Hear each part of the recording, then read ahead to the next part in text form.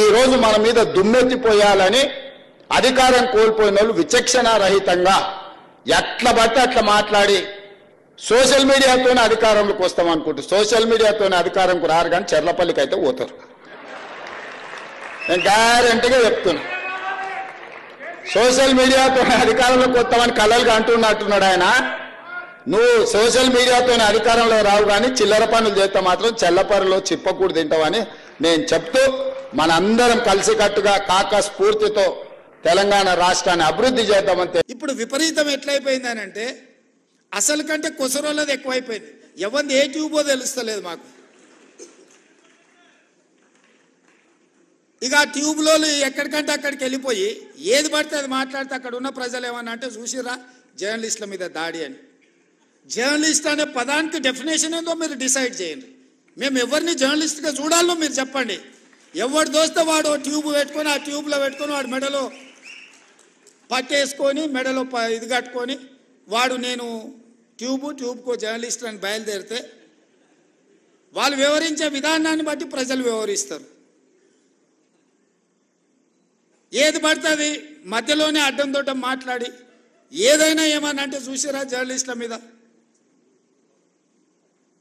So ఈ విధానానికి ఎక్కడో ఒక దగ్గర పులి స్టాప్ పెట్టాలి. దీన్ని ఆలోచన చేయాల్సింది మీరే.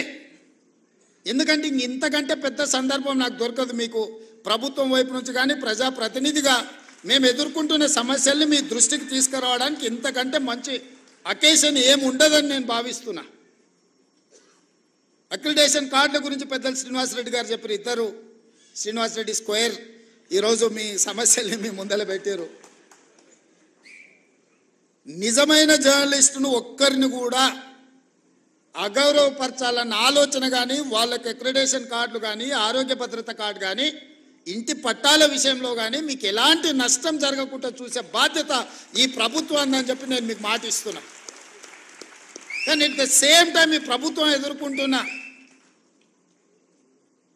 అనవసరమైన రాద్ధాంతాలను నియంత్రించాల్సిన బాధ్యత మీ మీద ఉన్నది. మీరు డిఫైన్ చేయండి ఎవరిని జర్నలిస్ట్గా మేము గుర్తించాలి, ఆ జర్నలిస్ట్కు ఉన్న ఎథికల్ లైన్ ఏంది, ఏ హద్దు దాటకుండా జర్నలిస్ట్ ఉండాలి, ఆ జర్నలిస్టు హద్దు దాటి వివరించినప్పుడు ఎదురుగున్నోడు క్షణికావేశానికి లోనైనప్పుడు జరిగే పరిస్థితులు ఎట్లా ఉంటాయి, వీటన్నిటిని కూడా మనము ఆలోచన చేసి ఒక పరిష్కారం చూపించుకోవాల్సిన బాధ్యత మన మీద ఉన్నది. నేను ఇంకొక మాట కూడా చెప్పదలుచుకున్నా. ఈరోజు సిద్ధాంతాలు రాసుకోవాల్సిన పత్రికలు ఇష్టారాజ్యంగా అసలు ఏ భాష వాడాలనో జర్నలిస్టులకు కూడా కొన్ని నిబంధనలు ఉన్నాయి కదా. అసెంబ్లీలో మేము ఏదైనా మాట్లాడితే రికార్డుల నుంచి తొలగించడమనో లేకపోతే ఈ భాషకు పద్ధతి లేదనో మనం పార్లమెంటరీ వ్యవస్థలో మనం అనుకుంటున్నాం కదా. మరి పత్రికలకు జర్నలిస్టులకు ఏ భాష రాయాలి, ఎలాంటి భాష వాడాలి, ఏ పదప్రయోగం హోదాని బట్టి రేవంత్ రెడ్డి మీకు నచ్చకపోవచ్చు యాజ్ ఎ ఇండివిజువల్, కానీ Revanth Reddy is Telangana chief minister. Telangana chief minister అనేది ఒక గౌరవప్రదమైన హోదా. ఒక జర్నలిస్ట్ అనేది ఒక గౌరవప్రదమైన హోదా. వ్యక్తితో నీకు నచ్చవచ్చు నచ్చకపోవచ్చు, ఆ హోదా మనమందరు ప్రజలందరూ కలిసి ఇస్తే వచ్చిన హోదా. ఆ హోదాని గౌరవించాల్సిన బాధ్యత ఆ పత్రికలకు కానీ ఆ పత్రిక యజమానుల ముసుగుల్లో ఉన్న రాజకీయ పార్టీ నాయకులకు కానీ ఉండదా? వాళ్ళకి లేనప్పుడు మేమెందుకు పాటించాలనేది నా ప్రశ్న. రేవంత్ రెడ్డి గారు ఈ మధ్యలో ఒక మీటింగ్లో ప్రతి ఒక్కరు యూట్యూబ్ ఛానల్ పెట్టడం, మెల్లో తాడేసుకొని రావడం, నేను జర్నలిస్ట్ అనడం అన్నాడు. కాంగ్రెస్ పార్టీ అధికారంలోకి వచ్చిందంటే యూట్యూబ్ల వల్ల కాదన్నా? 100%. మరి ఎలా అన్నాడు? సోషల్ మీడియా తోటి వచ్చింది. అది ఆయన వ్యక్తిగత విషయం కావచ్చు. గతంలో కేసీఆర్ గారు మాట్లాడినా నేను. అయితే గతంలో కేసీఆర్ గారు తెలంగాణ ఉద్యమం సమయంలో ఫేస్బుక్ లో పోస్ట్ పెట్టిరు, తెలంగాణ బిడ్డలు ఎంత అద్భుతంగా అదే అన్నాడు. ఆ తర్వాత ఏం చేసిండు, సోషల్ మీడియాని తొక్కాలని చూసాడు. అదే సోషల్ మీడియా తొక్కుడు తొక్కితే పడిపోయాడు. అంటే ఎవరైనా కూడా సోషల్ మీడియాలో ప్రజలు స్వేచ్ఛగా మాట్లాడుకుంటున్నారు. నీకు నచ్చితే ఇన్ లేకపోతే లేదు, నీకు నచ్చితే ఇన్ లేకపోతే లేదు. నన్ను అన్నాడు, నన్ను తిట్టిండంటే మరి వాని అభిప్రాయం, అది వాని అభిప్రాయము. నువ్వు అట్లా నీకు లేదు, ఇట్లా నీకు లేదు అని నీకు లేదు. ఆయన ఒకవేళ తప్పు చేస్తే చట్టం చూసుకుంటుంది. ఇప్పుడు మెయిన్ స్ట్రీమ్ మీడియా ఉంది, మెయిన్ స్ట్రీమ్ మీడియాని ఎవడం చూస్తాడా? ఇప్పుడు పట్టించుకుంటాడా? సపోర్ట్ చేసిరన్నా? ఆ సపోర్ట్ తర్వాత ఎవడు పట్టించుకుంటాడా? ఎవడు పట్టించుకోడు ఈ మెయిన్ స్ట్రీమ్ మీడియాని. అసలు మీడియా అంతా సోషల్ మీడియానే, అసలు మీడియా అంతా సోషల్ మీడియానే. కాబట్టి సోషల్ మీడియాలో ఉన్నది చాలా మంది వారియర్స్ ఉన్నారు, వాళ్ళ పుణ్యాన్ని వచ్చింది. ఇంకోటి అన్న, మీ మీద చాలా ఎలిగేషన్స్ కూడా ఉన్నాయి. మీకు మంచి అనే వాళ్ళు ఉన్నారు, చెడు అనే వాళ్ళు ఉన్నారు. ఇప్పటివరకు మీరు ఎన్ని కోట్లు సంపాదించారన్న? దందాలు చేస్తారంట బాగా. ఎస్, తీన్మార్ మల్లన్న ఎన్ని కోట్లు సంపాదించిండు, ఏడబెట్టిండు, ఏం కథ, ఆధారం తీసుకుంటారా అప్పుడే నీకు రాసిచ్చేస్తా. అంటే ఇప్పుడు యూట్యూబ్ లో చాలా వస్తుంది, తీన్మార్ దందాలు చాలా చేస్తాడండి. విషయం ఏంటంటే ఒక్కడు ఆధారం చూపించలేడు. నేను ఛాలెంజ్ చేసిన, ఎమ్మెల్సీ ఎన్నికల్లో పోటీ చేసినప్పుడే ఛాలెంజ్ చేసిన, ఈ రాష్ట్రంలో తీన్మార్ మల్లన్న గురించి మాట్లాడేటోడు ఎవడైనా సరే, తీన్మార్ మల్లన్న అక్రమంగా సంపాదించింది ఈ తప్పు చేసిండని ఒక ఎవిడెన్స్ తీసుకొని రర్రీ, నా నామినేషన్ వాపస్ తీసుకుంటా అని చెప్పి ఛాలెంజ్ చేసి 17 రోజుల పాటు ఛాలెంజ్ మీద ఉన్నా, ఒక్కడు రాలే. అంటే మనం చేస్తున్నటువంటి క్రమంలో ఏం చేస్తారంటే ఇటు అన్ని ఆరోపణలు చేస్తూ ఉంటారు. ఇంకా ఇవే నువ్వు ఇంకేం చూసినావు, ఇవే ఇంకా చాలా వస్తాయి నా మీద. నేను పోయేటువంటి క్రమంలో నేను యూట్యూబ్ ఛానల్ పెట్టినటువంటి కొత్తలోనే చెప్పిన, ఏదో తీన్మార్ మల్లన్న రోడ్డు మీద అంగి కూడా చింపుతారా, ఆ రోజు కూడా నాకు గుర్తుండే వస్తా ఉన్న దీనికని చెప్పిన. ఇవాళ తీన్మార్ మల్లన్న మీద ఆరోపణ చేస్తున్న దగ్గర ఏం ఆధారాలు ఉన్నాయి? నోటి మాట వట్టి కట్టేసి ఇచ్చి పెడతాడు. దమ్ముంటే నిజంగా మీరు దమ్ముండి మొనగాళ్ళు అయితే రారి చూద్దాం. ఒక్కడు రాడు, ఓడోడు సవాళ్ళు ఎత్తుంటాడు. నేను ఆడికి పోతే ఉత్సపడుతుంది, మళ్ళీ వాళ్ళకు ఏదిరా అంటే ఉత్సపడతారు. అంటే వాళ్ళకి సమాధానం చెప్పడానికి కాదు నా అంటే, వాళ్ళకి ఛానల్ నడవాలి. తీన్మార్ మల్లన్న ఫోటో తమ్నైల్ మీద ఉంటే నడుస్తుంది అనుకుంటే వాడు బట్టే మనం ఏం చేస్తుంది తప్ప బతకని. మీరు ఇంకోటి అన్నారన్న, నేను రాజీనామా చేయను అన్నారు ఒక సిచ్యువేషన్ లో.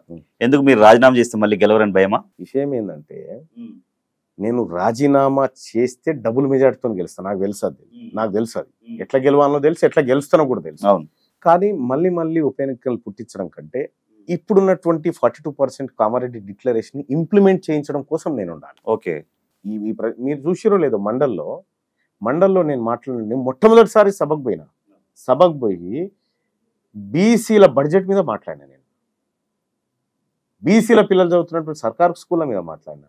నేను రాజీనామా చేస్తే ఎవడు మాట్లాడాలి మరి అవన్నీ? తీన్మార్ మల్లన్నకు ఎమ్మెల్సీ పదవి పెద్ద లెక్కేం కాదు, గుర్తుపెట్టుకో. తీన్మార్ మల్లన్నకు ప్రజలు ఇచ్చిన తీన్మార్ మల్లన్న అనే పేరు చూడు, అది చాలా పెద్దది. కాబట్టి ప్రజల ఇంట్రెస్ట్ కాపాడడానికి ఎప్పుడు ఏ నిర్ణయాలు తీసుకున్నా అప్పుడు తీసుకుంటాం. రాజగోపాల్ రెడ్డి మేము ఒక మీటింగ్ లో మాట్లాడుతూ, నెక్స్ట్ సీఎం అయ్యే అవకాశం ఉత్తమ్ కుమార్ రెడ్డి నీకు ఉంది, నా నాలుగు మీద మచ్చలు ఉన్నాయి అన్నాడు. మీరేమో 2028లో బీసీని ముఖ్యమంత్రిని చేస్తా అంటారు. ఈ రెండిట్లో ఏది సాధ్యమైంది? ఆయన మచ్చల సంగతి ఆయన చూసుకోవాలి, ఆయన సీఎం సంగతి ఆయన చూసుకోవాలి. మేము రాహుల్ గాంధీ గారి ఆలోచనతో పోతా ఉన్నాం. మా ఫ్యూచర్ మాకు కనిపిస్తూ ఉంది, మేము ఏం చేయబోతా ఉన్నాం. ఖచ్చితంగా 100కు 200% తెలంగాణ రాష్ట్రానికి 2028లో బీసీ ముఖ్యమంత్రిగా ఉంటాడు. ఒకటే లాస్ట్ వచ్చి మొన్న ఏమ్ల వీరేశం గారికి పోలీసులు కొంచెం నెట్టేయడం జరిగింది, అవమానం పరిచారు. అక్కడ మీరు కూడా ఉన్నారు. ఏమ్ల వీరేశం ఎమ్మెల్యేని పోలీసు వాళ్ళకి తెలియదన్న, వాళ్ళు దాని వెనక ఏదో రాజకీయం ఉందని. ఏమ్ల వీరేశం గారికి కాదు కానీ ఎవరికి కూడా అవమానం జరగకూడదు, ఎవరికైనా అవమానంగా ఫీల్ అవుతారు. అతను తెలవకుండా నెట్టిండా తెలిసి నెట్టిండా అనేది నేనైతే అక్కడే ఉన్నా. అక్కడే ఉంటే సరే అన్నను అడ్డుకుంటే అన్న కొద్దిగా మనస్తాపానికి గురైపోయాడు.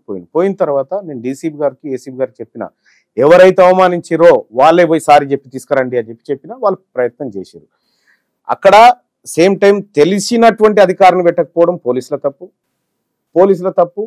రెండో విషయం ఏంటంటే ఒక ఎమ్మెల్యేని పదే అవమానించడం అనేది కూడా తప్పే.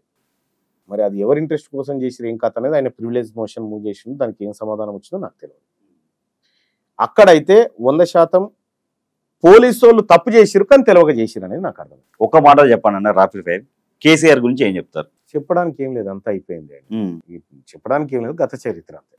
హరీష్ రావు గురించి? హరీష్ రావు చాలా పెద్ద యాక్టర్, అంటే ఆస్కార్ లెవెల్లో ఉంటుంది ఆయన. కేటీ రామారావు కొద్దిగా నాకు తెలిసి ఎక్కువ రోజులు ఉండకపోవచ్చు ఇక్కడ. రేవంత్ రెడ్డి గారు కలలు కన్నడు, సాకారం చేసుకున్నాడు. చంద్రబాబు గారు తన కొడుకు లోకేష్ గారిని ఒక స్థానం మీద కూర్చోబెట్టి తన ఫ్యూచర్ నంతా తన సామ్రాజ్యం వైపు తీసుకుపోవాలనేటువంటి ఆలోచన. కొడుకు ప్రేమికుడు ఒక మాటలో చెప్పాలంటే పవన్ కళ్యాణ్ గారు విజన్ ఉన్నటువంటి నాయకుడు. అతనికి పేదల పట్ల, అతని ప్రజల పట్ల ఏదో ఒక రోజు ముఖ్యమంత్రి అవుతాడు తెలంగాణ, ఏది మన ఆంధ్రప్రదేశ్ రాష్ట్రం. ఆంధ్రప్రదేశ్ కూటమి ప్రభుత్వం 100 రోజులు పూర్తి అయిపోయిందన్న. ఉం. చాలా పథకాలు కూడా అక్కడ అమలు అవుతున్నాయి. ఉం. పవన్ కళ్యాణ్ అండ్ చంద్రబాబు గారి పాలన ఎలా ఉంది? 100 రోజులు పూర్తయినందుకు వాళ్ళకి శుభాకాంక్షలు. ఇప్పుడు దాని ఫలితాలు ఇంకా అందలేదు. ఫలితాలు వచ్చినప్పుడు చూద్దాం. ఇంకా కొన్ని రోజులు అయితే తెలుస్తుంది. ఇప్పుడు కొత్త పెళ్ళి అయిన వాళ్ళకి ఎట్లుంటుంది అబ్బా, అది వేరే కదా.